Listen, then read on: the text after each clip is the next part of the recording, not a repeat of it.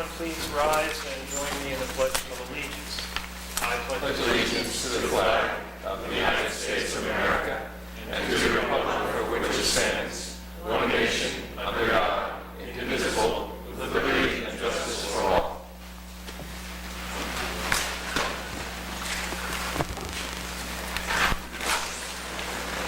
There's more seating over here in the middle if you guys want to move over. This is to state for the record that adequate notice of this meeting has been provided to the public by posting and maintaining the annual notice of the regular meetings on the bulletin board in the municipal building, and by providing a copy of the annual notice of the regular meetings for the year 2015 to the Glen Ridge paper, the Glen Ridge Voice, the Montclair Times, and to the Star Ledger. This was done on Wednesday, January 7, 2015. And we filed said notice in the office of the municipal clerk. Will the clerk please call the roll? Councilperson Patrick? Here. Sovich? Here. Lefkowitz? Here. Dawson? Here. Murphy? Here. Morrow? Here. Mayor Hughes is present. Mayor, you have the floor. Thank you, Michael. Can I get a motion, please, to approve the minutes of our last meeting, which was March 23rd? So move. Thank you, Paul. Can I get a second? Thank you, Art. Council, any comments? Seeing none, will the clerk please call the roll? Councilperson Patrick? Aye. Sovich? Aye. Lefkowitz? Abstain. Dawson? Aye. Murphy? Aye. Morrow? 5 ayes, no nays, 1 abstention. The motion is carried. Great. Written communications, please. Okay, thank you, Mr. Mayor. Received a letter from James O'Grady, the Parade Committee Chair of the Kiwanis Club of Glen Ridge, offering their service to coordinate the borough's 2015 Memorial Day Parade. Received a letter from the Arbor Day Foundation congratulating the borough on earning recognition as a 2014 Tree City, USA. Okay, received a letter from Peter Errico, Chairperson of the Historic Preservation Commission. She wrote to PSE&G requesting that the lampposts that are being replaced be done some with a historic standard rather than the more contemporary standard that they're currently using. Is that going to slow things down even more slow than they've been so far? Well, they could put them on temporarily, but the whole idea is they should come back and replace them. So, by way of background, the council approved monies for upgrading the electric lights. This isn't just general replacement. They've been, instead of replacing them in kind, they've been replacing with a standard that's different than the other ones. Okay. It's a different. But you still haven't done anything with those electric lights on the train station. No, I know. I'm sorry, they were supposed to be upgraded. We're going to pay for them. We're willing to pay for them, and they have so much. Right. So, they also received a letter from the Department of Community Affairs in New Jersey announcing a public hearing to analyze and discuss impediments to their housing choice plan. That's going to be held on April 24th down in Trenton.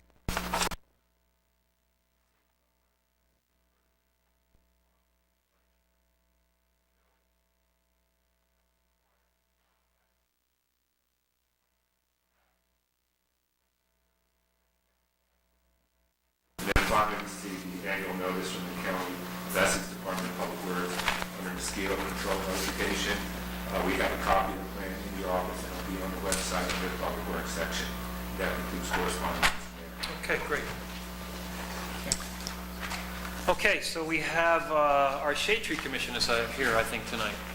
And we're looking forward to your message and presentation. So I now turn it over to our Shade Tree Commission. Councilwoman Baker, welcome back. Welcome back.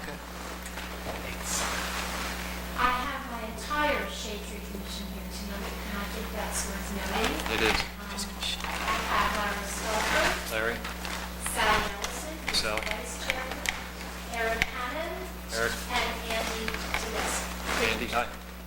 And I think the fact that you're all here tonight suggests how dedicated all of us are to this project and how much it's meaning to all of us.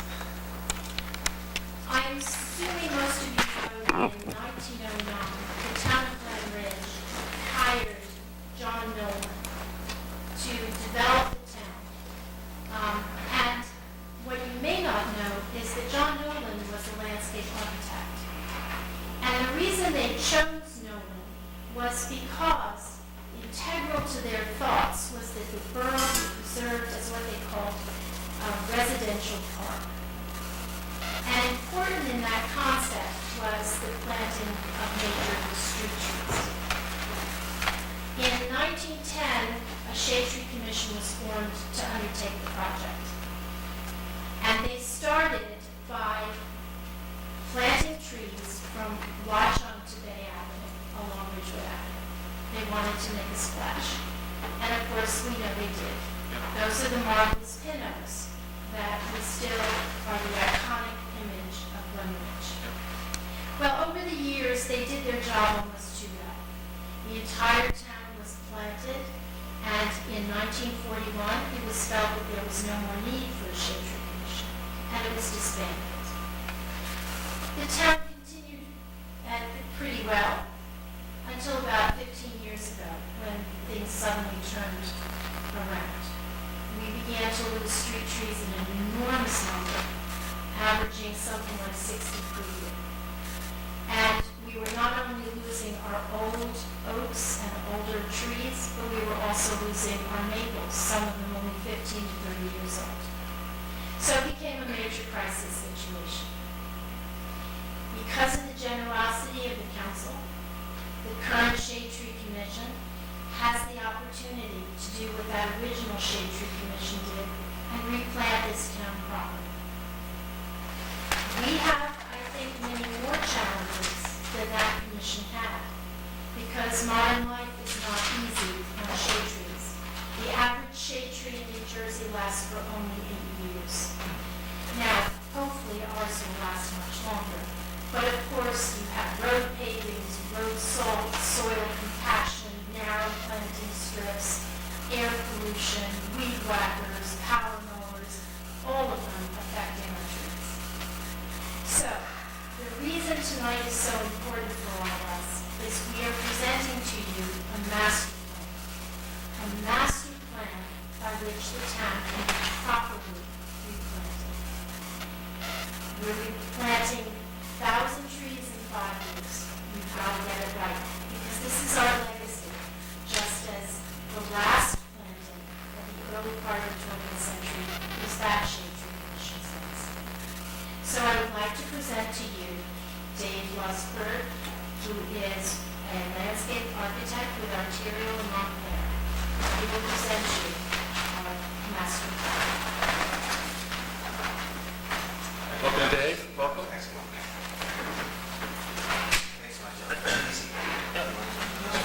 That's good.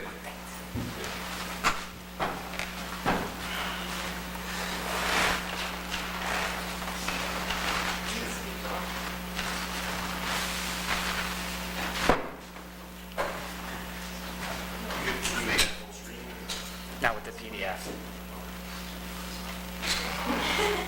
Mayor, members of the council, thank you very much for your time tonight. My name is David Lusberg. I'm a landscape architect with the company Arterial. We're located in Montclair. And over the course of the past year, me and my colleagues have had the pleasure of working with this group behind me, the Shade Tree Commission, on what we believe is a very important document.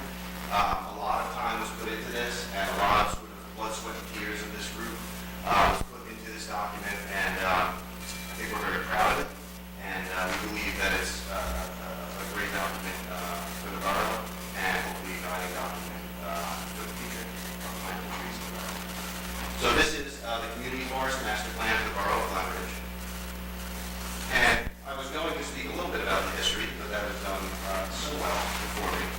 This is, I think, just a really nice quote that's actually from the report that Nolan planned. And that quote says, "Glen Ridge has added much by an enlightened public policy and invited civic spirit that are seldom found in such a highly developed form in so small a place. Foresight, generous public expenditure, and wisdom have given to the present generation and ensured to the future certain public advantages of great value." I think that's a very important quote, because when developing this document, we were sort of using that as a guiding sentiment.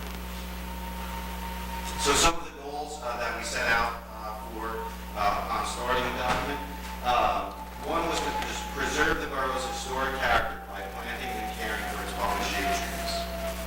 The second goal was to identify, celebrate, and preserve unique street trees and stands of historic or heritage trees, as we started referring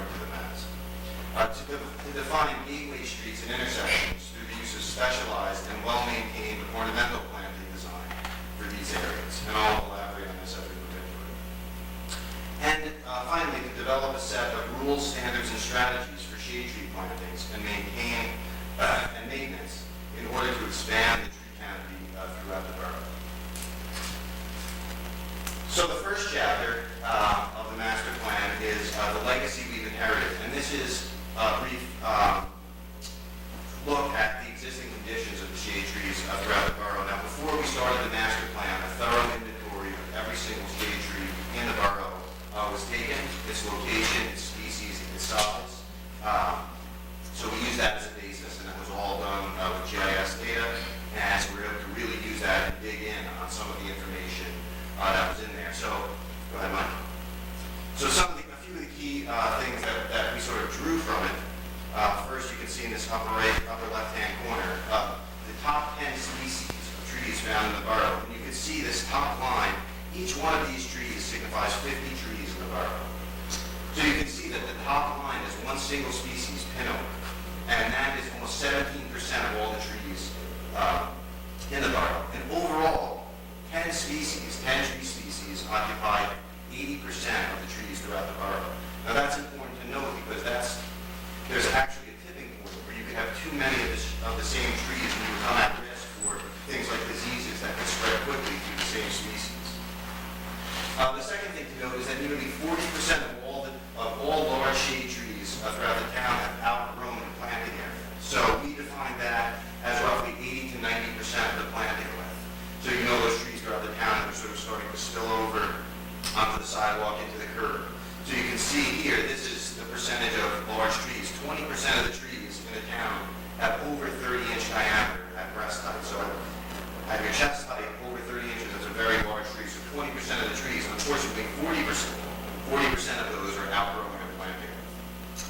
Then another thing to note was that 22% of the borough's canopy coverage comes from its shade trees. So right now, the borough has a very gracious tree canopy. Over 45% of the borough is covered with tree canopy, which is very nice for a number of reasons. And 22% of that is within its shade trees. So that's important to note as well. So this was sort of a first look at some of the data. And then we prepared a map here. And some of you may have seen it at the Eco Fair. We had it on display. But this is called a gap analysis. And what we did was we went through the entire borough and we looked at areas where there were large gaps of shade trees. And those sort of became priority areas in sort of starting to address planting in the future. So some of the challenges that the borough faces right now.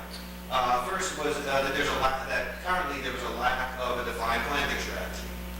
As trees came, we were planting them and doing a very good job at that, but there wasn't a sort of clear strategy as to what kind, where, etc.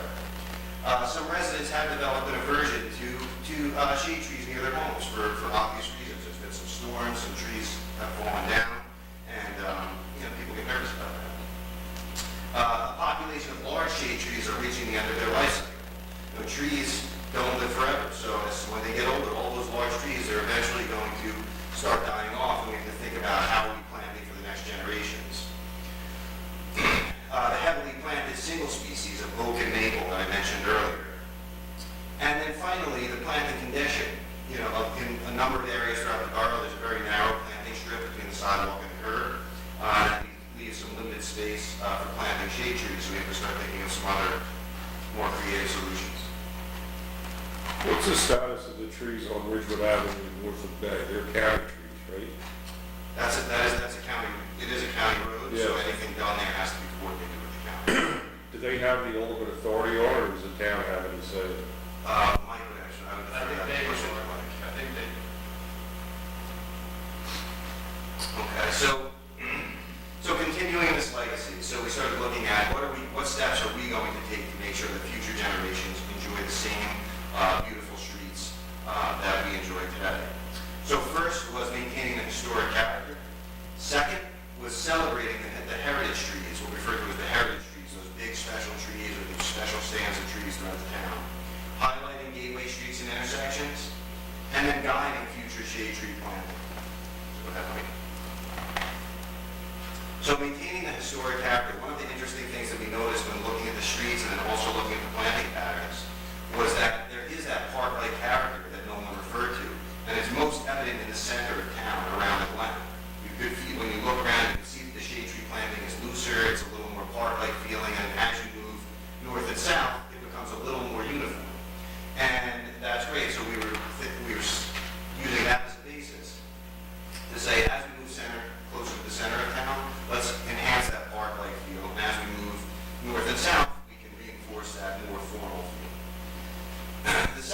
is to expand public awareness, which the Shade Tree Commission is doing a great job at currently, and we'd like to continue a lot of those initiatives to continue to achieve the Tree City USA status, to observe Arbor Day with a planting of symbolic planting of a shade tree and passing of a resolution, participating in the Eco Fair, some press releases and things like that regarding what the Shade Tree Commission has achieved and what the future goals are. Hosting special events. And then one of the most important things is really engaging the children and engaging the schools, because those are the people that are going to care for the trees in the future. Celebrating heritage trees. And this is an idea that other cities and towns have undertaken. There's a lot of precedent for this in areas where you have an historic town and you have some significant trees like the borough has, is to establish a program, a heritage tree program, where you can actually identify these trees and formally have them recorded as heritage trees. So the Shade Tree Commission would like to develop a process for designating those heritage trees, defining the means by which they'll be recognized. So what exactly does that mean to the borough? Is it an ordinance, or is it something a little softer? To determine the reach and purpose of the designation, because there's varying how much control the borough would have over heritage trees, whether it's just a sort of symbolic educational thing, or if there's actual, like an actual ordinance, etc. And then to adopt the definition, what exactly is a heritage tree? So I think that's a very interesting and exciting program that the borough can have. Highlighting gateway streets and intersections. So identifying streets that, what we identified as gateway streets and intersections were streets that were used maybe by people coming to the town and passing through the town, that are used most often, where we really want to let people know how great the shade trees are and what this community feels like, the aesthetic, and the care of the streets. So identifying streets like Ridgewood Ave, like Bloomfield Ave, and others, and giving those some special treatment, planting them with ornamental trees, etc. And then identifying intersections where those important intersections take place. Maybe there's additional planting going on there with flowering trees, maybe some educational elements such as Tree City USA signs, and really, punching those intersections up and letting people that are passing through the town really understand what the shade trees are all about in the borough.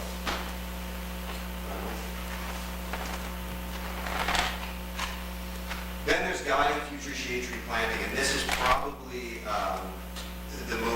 one of the more important sections in the document, and also one of the most prescriptive in terms of sort of defining how things should be done for future shade tree plantings. And this was developed very closely with Mike and with the borough arborist. So I think everyone is sort of on board with these guidelines. But number one, we looked at planting patterns and defining specific ways that trees are planted, so it's not sort of as we get them, we plant them. It's more, is it formal, is it informal? So we defined a series of standard planting patterns. Tree placement, this is very important. As the planting strip narrows in areas where we have 3 feet or less, maybe it doesn't make sense to replant a tree within that 3-foot area. We know that we're going to have to deal with the same issues we're dealing with today. Maybe there's alternate things we can do. Things like planting on the outside of the site, actually on the property side. There's a lot of precedent for that in surrounding communities that have similar issues. Planting methods. So what is the proper way to plant a tree? There's a lot of contractors that come into the town, or people that are doing work even on their own property, and providing them with the proper way to plant a tree is the first step, is very important. And then tree selection. What types of trees should be planted where is very important. And also looking at that balance, as we said, there's a very oak and maple heavy population here right now. So looking at that, year to year, looking at that balance, and maybe putting a moratorium on certain types of trees until that balance comes back into play. So for example, right now oaks are very dominant. So maybe for the next few years, there's a moratorium on oaks and new trees being planted until that balance comes back up. And finally, probably this was took a lot of time, on everyone's part here. And this is a 5-year planting strategy. This is planting 200 trees per year for 5 years. Fall planting and spring planting. And we actually went street by street throughout the entire borough, and we're still doing that today.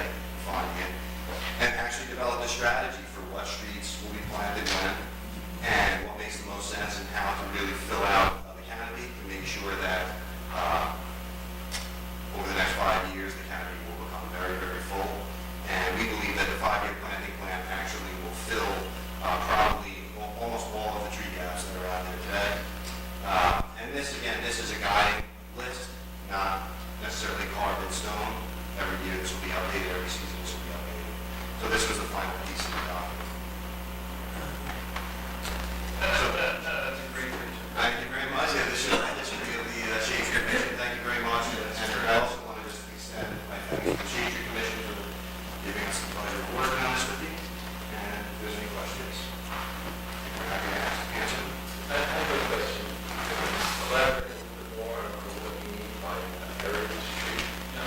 Sure. Well, there's actually a varying definition. But for example, a heritage tree might be a tree that it's a unique tree for a number of reasons. So one may be its size, right? So a tree, there may be a tree that's 36 inches in diameter and it's a beautiful specimen tree.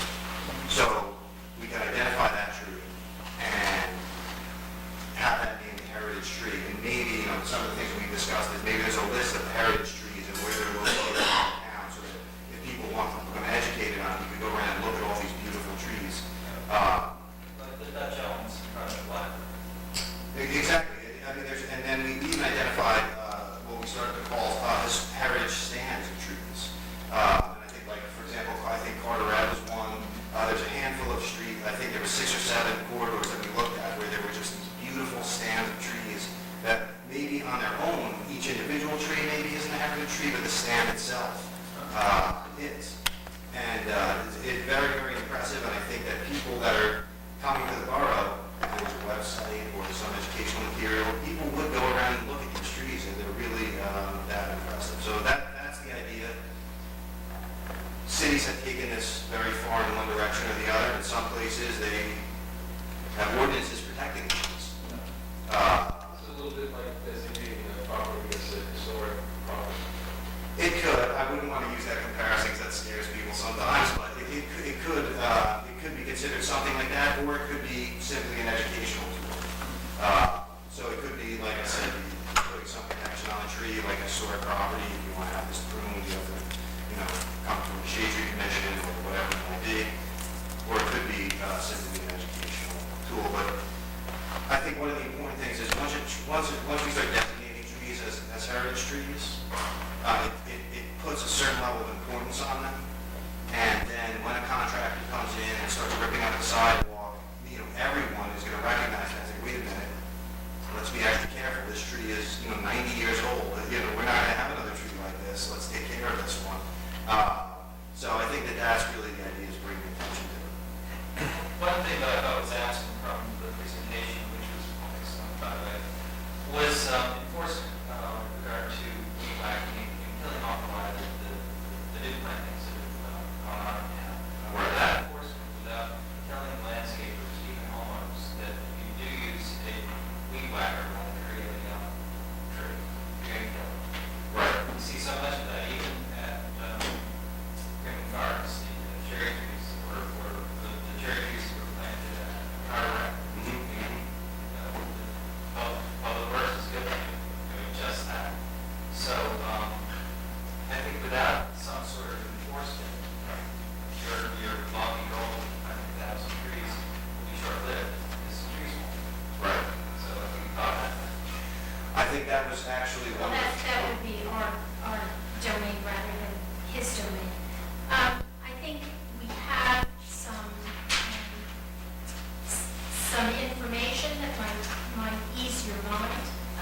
We planted 200 trees and we've lost 6, I believe, out of the 200, and they were all in front of the Congregational Church. 2 plantings of 3 trees. The Hayes has lost 2 times.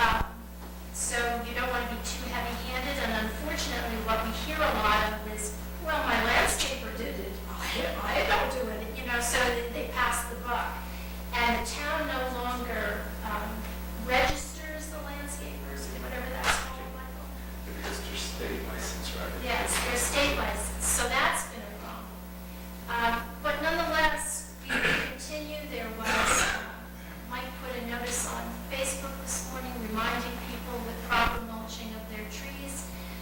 We were preparing a brochure. Larry just gave me his edits tonight to educate people. I walk around with a trowel. I'm sure I'm a topic of conversation throughout the town. That crazy woman with the backpack and the trowel and the dog. And I literally, spoon the mulch away from the tree trunk.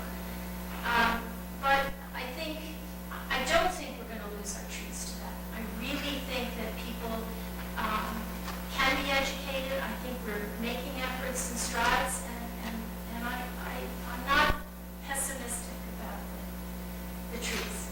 And if it comes to that, we can start charging these landscapers, for trees.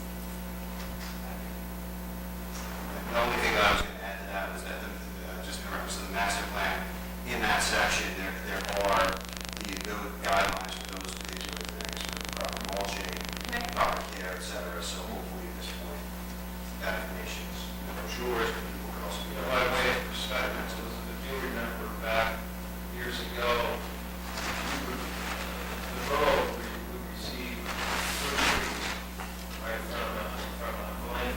Right. And they would come in on a truck. Right. And we would plant in that next hole, whatever tree was coming on that. Fell off the truck, right? And that was our plan. Right. That was the extent of our thinking. We were pleased to get additional trees, but we really had no control or no thought given to what tree, where, or what. And so really, we've come a long way now with your presentation, coming in here and talking about master plan, a 5-year schedule, a moratorium potentially on certain types, with an eye towards what's the community going to look like 50 years from now, which is really, that's the purpose of the Shade Tree Commission. And I tip my hat, I thank you all for many, many hours of hard work, and really quite a long list of achievements in getting a complete inventory of all our trees done, getting them on a map, all GPS, all with a picture where we can look at the condition of the trees. And now we really are managing what I think is one of the major assets of our borough in a thoughtful way. That's our I'd job. like to just make 2 more points. One is that we are now asking for gator bags along with our newly planted trees to prevent their drawing out. So that's now part of the process. That will help because it will educate people, oh, I have to fill a bag, But the other thing is about the heritage trees. We're planning to put plastic QR codes on trees, where you take a picture of the little box, and that will go directly to our website to tell about that tree. So people can walk around with their phones. Really? And, yeah, so I think that will spark a lot of interest. I think this heritage tree, I'd like to hear more about that. I think it would be very, very interesting. And again, we go a long way towards educating our residents about the importance of not just trees in general, but specific trees. Take a part of it. And by the way, I would be remiss if I didn't say Mike Kelly deserves so much credit. The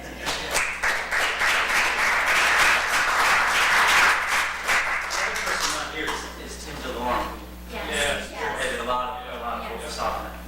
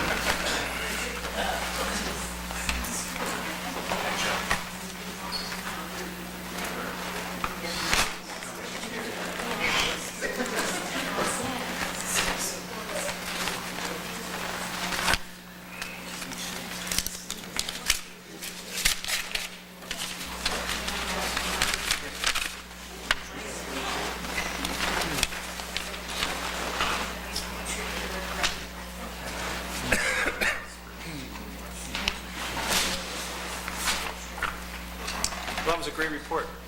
Really a nice plan, right? I mean, when I lived in California in Santa Barbara, there were a number of trees in that area that were protected because they were, in some cases, like, I'll make up a number, 200 years old. And, they were these trees that had, things that would grow not just sideways but down. And they were wonderful. And I remember they were trying to expand like Highway 101, which is a major interstate. And they had run afoul of some of these trees, and it caused them to have to think carefully about how they were going to build that road so as not to destroy something that had been around for 300 years. It was useful, I think useful. But it'll be interesting to see what they propose so that we can take a look at it and see if they're proposing just trees in the planting strip that is in our purview, or perhaps a tree that would be on somebody's private property. Just be an expansion of the purview of the shade tree. But I'm looking forward to seeing what they're going to come up with. Okay, sorry.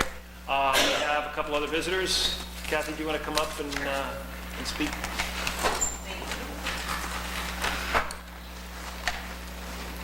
Kathy Weisenberg Road at 184 Linwood Avenue in Glen Ridge. I wrote some comments just so I wouldn't take up too much of your time this evening. So, as the council knows, Saturday the Glen Ridge High School baseball team's home game was canceled as Harrell was unplayable. Saturday was frustrating not because of any decisions made Friday or Saturday, but because our fields were yet again unplayable. I'm not sure why we were so surprised and acted with such passion, but I guess the beautiful day made us forget the field challenges that the council, the Board of Ed, the high school, and our students face and will continue to face for the foreseeable future. We were just looking forward to a great day at Harrell. However, the facts are clear. Glen Ridge has too few fields to accommodate the multitude of high school and youth sports programs in town. Even with the council's almost $120,000 annual commitment to maintaining these fields, it is simply impossible to provide the maintenance needed to meet the schedule demands given weather and other unpredictable factors. Turf has not an option for our town at this time, and Glen Ridge High School and youth sports programs will not and should not be cut. So given those facts, what can we do? First, I think there's an opportunity to communicate the facts, the budget, the plan, the schedule, so people aren't acting on simple sound bites, so that we go out with the information on a proactive basis. Second, I think there's an opportunity here to explore opportunities to enhance and complement and maximize the council's plan with a collaborative effort between the town, the school, and its residents. I am committed to moving this discussion forward. First, my friend Jim Cowan and I had a wonderful long conversation today and came up with some ideas on a communication plan.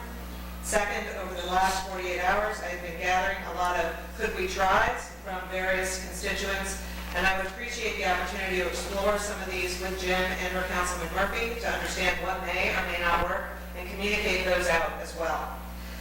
Third, I am meeting with Betsy Ginsburg, the Board of Ed President, on Friday to discuss these issues, and as home school president for the Glen Ridge High School, I am committed to moving this process forward. As I said, these issues are not going away, but just because the battle of turf is over, the battle to provide fields for our students who work so hard, because it is often very challenging to play Glen Ridge sports, we owe it to them to try to do everything we possibly can to work in a collaborative and positive manner, and to move, to explore every little, even if we can move the bar 2 inches, it'll be helpful, because the spring and the fall seasons, we should be able to try to manage the home team games for those times. So thank you. Thank you. Thank you. That was a great comment, I thought, Kathy. Dan, do you have any I comments? would just welcome the opportunity to work with you. I've had meetings with Betsy Ginsburg.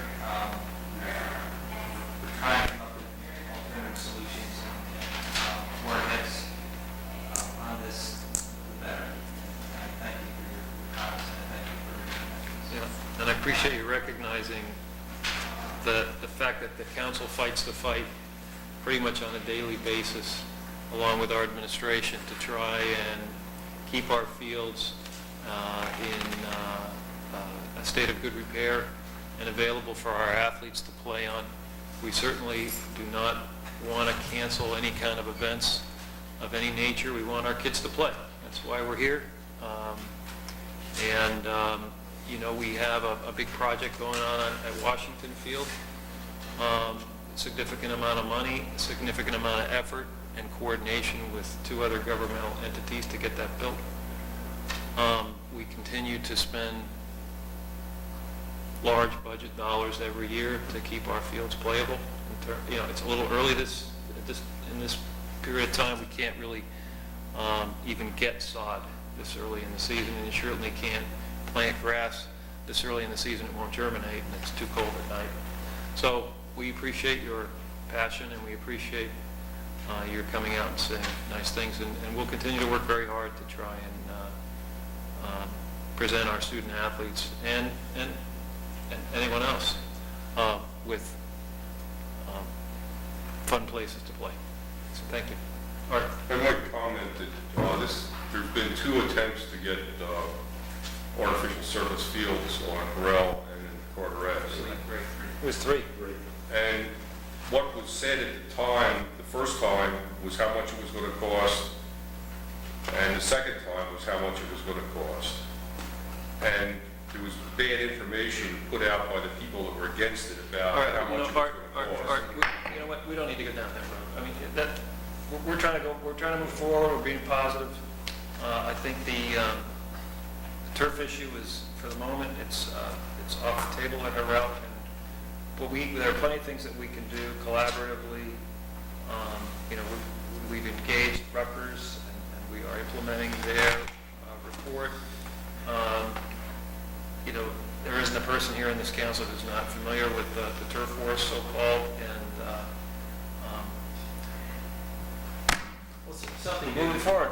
Well, one thing that is new, and for some reason it didn't work this past Saturday, and that is having DPW come in and every weekend address and work on fields and moving forward, regardless of the weather forecast, the DPW will be present on Saturday mornings, and this will be an ongoing consideration for our high school teams as well as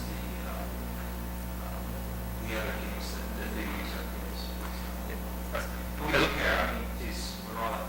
Yeah, as long as we all, I'm sorry, Dan, no. I mean, just we're all active Yeah. in their own way, and I'll speak more about that in my committee report later. You know, I can say that over emails, but And that would certainly give us some additional flexibility, but it's not going to solve all the problems, because it takes hours for all these fields to get prepared and lined, and if they can't get started until 9 o'clock on a Saturday morning, it's going to be very difficult to get all the fields ready for playing, you know, the first game. So, you know, when I was coaching the youth track program, and we had and Dan, you know this personally, with the 2 races that you run in town, if there's bad weather forecasted and you're in the middle of it and you have to make a call, you got to make a call, and you live with the result. And if you know, guessing the weather can be risky. You know, sometimes you win, sometimes you don't. Frozen up until Yeah. about a week. Okay, so I think we've covered this. I appreciate. Is there anyone else who would like to speak to this topic? Okay. Is there anyone else in the public who would like to speak? Ms. Houston? Nope. Okay. All right. We'll move on to the regular agenda. Thank you. We already did the shade tree, Mike, so why don't we move on to Councilman Patrick, Finance and Administration report. Thank you, Mayor. Finance Administration has no formal report this evening, but we have a couple resolutions and an ordinance. I have resolution number 61-15. Be it resolved that the following claims be approved and warrants drawn for the same. We have a current fund grand total at this time of $3,951,000. The largest items are the monthly payment to the Board of Education, $2,264,000. The annual contribution to the Police and Firemen's Retirement System, $593,000. Public Employees Retirement System annual contribution, $232,000. And the payroll for the pay date of April 1st, $402,000. So this comes to a grand total, as I say, of $3,951,000. And be it resolved that the Chief Financial Officer, Treasurer of the Borough of Glen Ridge is hereby authorized to issue the payroll for the employees of the Borough of Glen Ridge for the pay date of April 15th, 2015. I move the resolution. Heard the resolution, may I get a Second second? motion. Thank you, Paul. Council, any comments? Seeing none, will the clerk call the roll? Councilperson Patrick? Aye. Palovich? Aye. Lefkowitz? Aye. Dawson? Aye. Murphy? Morrow? Aye. 6 ayes, no nays, the resolution is approved. I have resolution number 62-15. Whereas that in accordance with NJSA 40A:11, the Borough of Glen Ridge used a fair and competitive process to solicit proposals for professional services, and whereas the following firms submitted the lowest responsible proposal, now therefore be it resolved by the Mayor and Council of the Borough of Glen Ridge that the following firm be awarded a contract as listed below. Accounting Financial Consultant, LaRacy Associates, LLC. Be it further resolved that the Administrator and Deputy Administrator are hereby authorized to sign the contract documents necessary to effectuate the award of this contract. I move the resolution. Heard the resolution, may I get a I second? second the motion. Paul, thank you. Comments, council? I think this is a wise move on our part. Yes, it's going to give us extra help that we really need in our accounting area. So I think it's a good solution. Yeah, and it addresses one concern that I've had, and that is how are we going to, handle all of the additional reporting required by the new Affordable Health Care Act? And this will bring in some additional support for us to be able to support that, as well as our ongoing financial needs. Okay, well, the clerk, please call for a roll. Councilperson Patrick? Aye. Palovich? Aye. Lefkowitz? Aye. Dawson? Aye. Murphy? Aye. Morrow? 6 ayes, no nays, the resolution is approved. I have ordinance number 1627 for final reading. This is an ordinance to amend Chapter 3.04, which are claims against the borough, and to repeal Chapter 2.48, Purchasing Board. Mr. Mayor, this is state for record that this ordinance has been properly advertised and posted in accordance with the state statute. I declare the meeting open for a discussion of this ordinance, and only this ordinance, this being the time and place for a public hearing. But just by way of background, this is the second reading of an ordinance which is going to streamline our procedures for approving and paying bills. At the moment, it includes a review of the department head, who then goes to the administrator, and then it requires that a council person approve, something that's already been checked and approved. This sort of updates, when this was put in place back in the 60s, we didn't have a town administrator. So things have changed, so we feel that this is an enhancement by not requiring a signature from a council person going forward. It'll be done by our professionals. I think it makes a lot of sense. So we have a public hearing. If anyone would like to speak to it, please raise your hand. Seeing none, I declare the hearing closed. I move the ordinance be finally passed. Okay. Can I get a second, Paul? Okay, so you've heard the motion by Councilman Patrick, seconded by Councilman Lisovich. Will the clerk please call the roll? Councilperson Patrick? Aye. Palovich? Aye. Lefkowitz? Aye. Dawson? Aye. Murphy? Morrow? Aye. 6 ayes, no nays, the ordinance passed on final reading. Great. Mr. Mayor, that completes my presentation this evening. Thanks, Stuart. Paul? Yeah, Mr. Mayor, Public Safety simply has one ordinance for first reading tonight. Okay. I have ordinance number 1628 for first reading. This is an ordinance that amends the parking regulations for the Herman Street parking lot to conform them with what is actually signed in the lot. Okay, that's always helpful. Yeah. Yeah. Yes. All right, can I get a second for that? I'll second. Thank you, Stuart. Any discussion? I refer the ordinance to the municipal clerk for the purpose of statutory publication and posting. Want to call the roll? Yes. Okay. Councilperson Patrick? Aye. Palovich? Aye. Lefkowitz? Aye. Dawson? Aye. Murphy? Morrow? 6 ayes, no nays, the ordinance is passed on first reading. We want to get these, we might want to get this changed.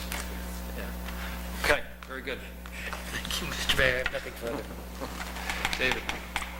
Mr. Mayor, I have no report this evening. Thank you, David. Art? Yeah, briefly report on the Public Works activity. Public Works crew has transitioned to springtime activities. Parks crew has been cleaning up and preparing the fields. Constant rain last week definitely slowed down progress. And the fact that it was still snow around up until a couple weeks ago and the ground was still frozen certainly has, caused difficulty with getting the fields into shape to use. The Streets and Roads crew removed and stump ground several trees throughout the borough. They also spent time cleaning catch basins. With the spring rains, if the catch basins aren't cleaned out, you'll get flooding that can even get into the houses. So they usually get a couple of feet of nasty weeds out of the catch basins. They're working on that. We also completed the work on Ridgewood Avenue on the sewer with the manholes grouting process. And that was done satisfactorily and was monitored by the engineering consultant we used. We also took delivery of a new jitney bus. We'll now maintain a fleet of 3 buses with the oldest one serving as a backup, but we use all 3 of the buses in some rotation and get them into service at least once a week to keep them in shape.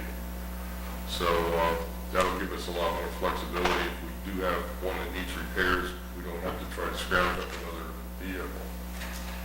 So this new bus is similar to the second bus that we are using now in terms of the manufacturer and the layout. So we're going to put a couple of grab rails in the top of it, but that's the only thing we have left to do. So that completes the report on that. Let's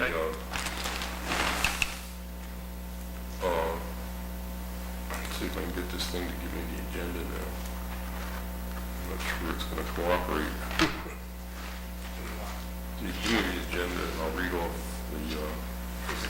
Yeah. I have resolution number 6315 for the tree planting contract.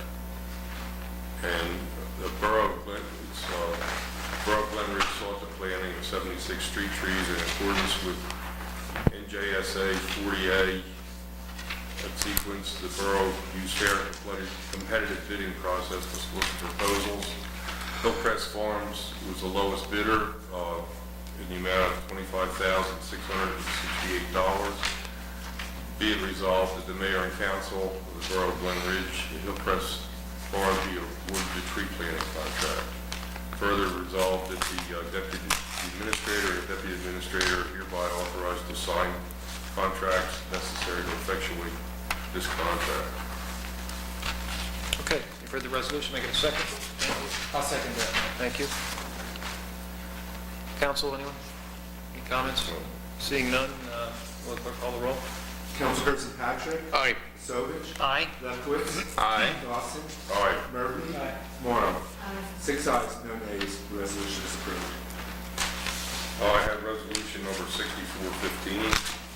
I would like to suggest that council designate April 27th as Arbor Day in the borough of Glen Ridge. Mr. Mayor, for the resolution. For the resolution, we get a second. I'll second. Thank you, Paul. Council, comments? 1872, Arbor Day. Goes back a long way. Go back on. Will the clerk please call the roll? Councilperson Patrick? Aye. Sovich? Aye. Lefkowitz? Aye. Dawson? Aye. Murphy? Morrow? 6 ayes, no nays. The resolution is approved. I'd like to offer resolution number 65-15 to authorize the borough to participate in the Essex County Energy Procurement Program. This is a joint purchasing arrangement. We'd like to offer that it be resolved that the governing body of the borough of Glen Ridge, County of Essex, State of New Jersey, that the LGU binds itself to the AEPC Cooperative Pricing System number 198ECA-EPC to purchase all electrical supply needed for its own use, exclusive of on-site electric generation services from the electrical power supplier or suppliers awarded a contract for generation services by the lead agency. Be it further resolved that the lead agency of the ECAEPC Cooperative Pricing System is hereby authorized to execute a master performance agreement that obligates the LGU to purchase the electricity at the terms and conditions stated therein with a third-party supplier or suppliers who have been awarded the contract or contracts by the lead agency on behalf of the participating members of the ECAEPC Cooperative Pricing System or any CPS number to be assigned in the future. And provided further that all such contracts shall be at prices reasonably forecast and estimated by the lead agency to provide savings to the LGU relative to the price charged. Mr. Mayor, I offer the resolution. Further resolution, if you can understand it, could you give me a second? I think this makes a lot of sense. We have joined,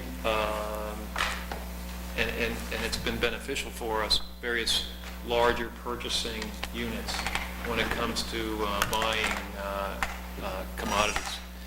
For example, we were able to take advantage of a lower price for field turf, for example, for our Washington field by joining in, I think it's a Pennsylvania consortium, the Keystone Cooperative. So in this instance, we'd be joining an Essex County purchasing group to purchase our electric power at a lower rate than what we could get for ourselves. So I think it makes a lot of sense.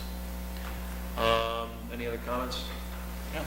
Will the clerk please call the roll? Councilperson Patrick? Aye. Pasovic? Aye. Lefkowitz? Aye. Dawson? Aye. Murphy? Morrow? 6 ayes, no nays. Resolution is approved. Great. And Art, just before you finish up, I would remind everyone that April 27th is Arbor Day, and I think we're going to have a ceremonial planting on that day, right outside on Bloomfield Avenue, Bloomfield and Ridgewood Avenue, right? That's correct. Cherry trees, I think we're going to be, so everyone is welcome to join us. What time was it? That's a good point. Oh, and you know what? We want to reach out to the county executive to invite him to come along because we know how important cherry trees are to him. So I would like to, I'll reach out, but if you would, do we have a time on that? Probably about 6:50. How about 6:15? Aye. So if the county executive would like to come or send a representative, we'd be more than happy to welcome him to Glenridge. Okay. Thank you, Art. Councilman Murphy. Yes, thanks, Mr. Mayor. I don't have a formal report. I did have something prepared, but I think we touched on that earlier this evening. I would like to say that the tennis courts are now open. Okay. There are some concerns regarding the hard court. We're addressing those concerns, and we will be fixing that as soon as we can. Okay. What else? The Royal Field, Sherman Avenue Field, and Carteret, we're addressing the infield. I understand that a row has been completed. Sherman, we're putting special attention to Sherman Avenue Field this year to try to remediate some of the chronic conditions that exist there, and we're hiring an outside firm, spending an additional $7,000 to try to make that infield more playable, that field more useful. Beyond that, again, I welcome the town to reach out to me. Together we will try to make the amount of fields that we have available even more available. It's tough living in a town that doesn't have the space. It is what it is. Thank you, Mr. Thank you, Dan. Councilperson Morrow. I just have a brief update on the Mountainside project. On Tuesday, March 31st, there was a public meeting held at Mountainside. It was hosted by Glenridge and Montclair with a presentation by H2M Consultants. Michael Zacchelli and Janet Catali, who is the Montclair Director of Planning, served as moderators.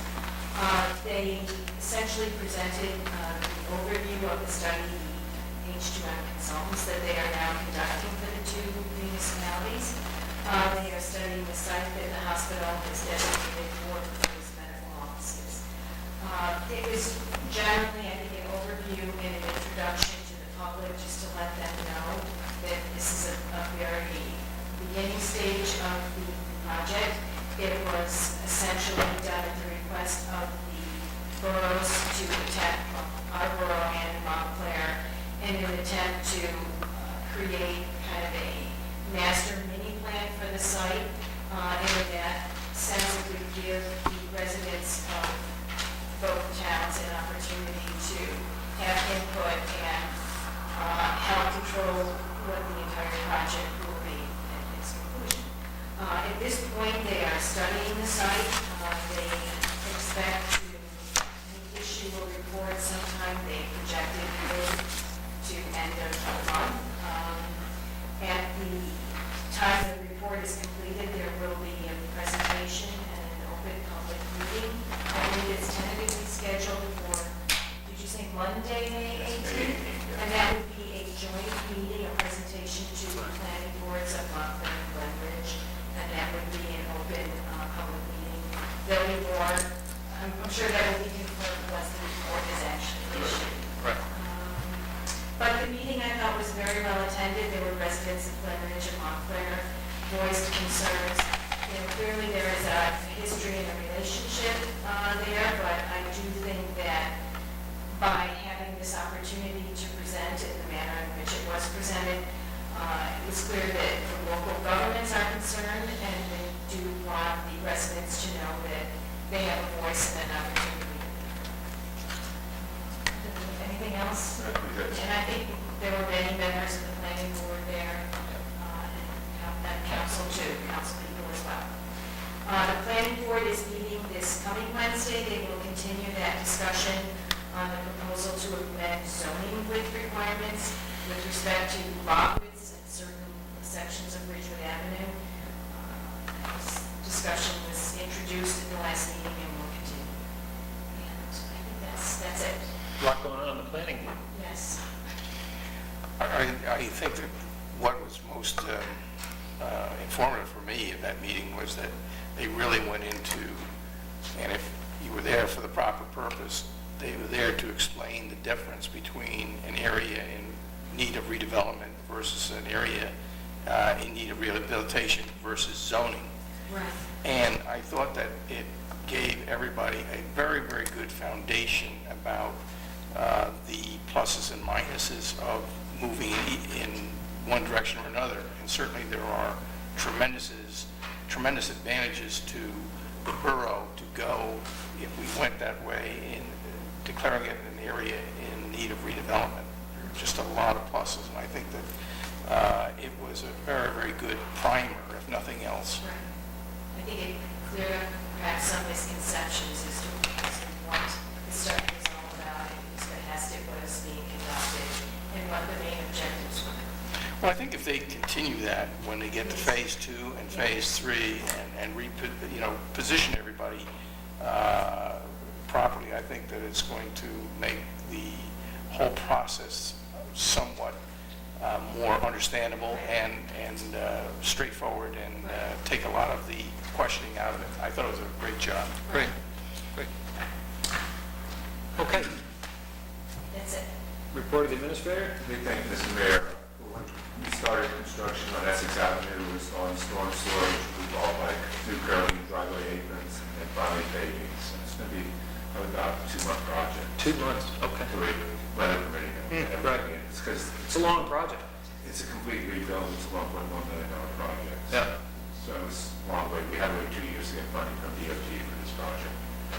And also on April 25th, we have 2 events. The library's going to have their annual shredding day. Now the Glen Ridge High School parking lot.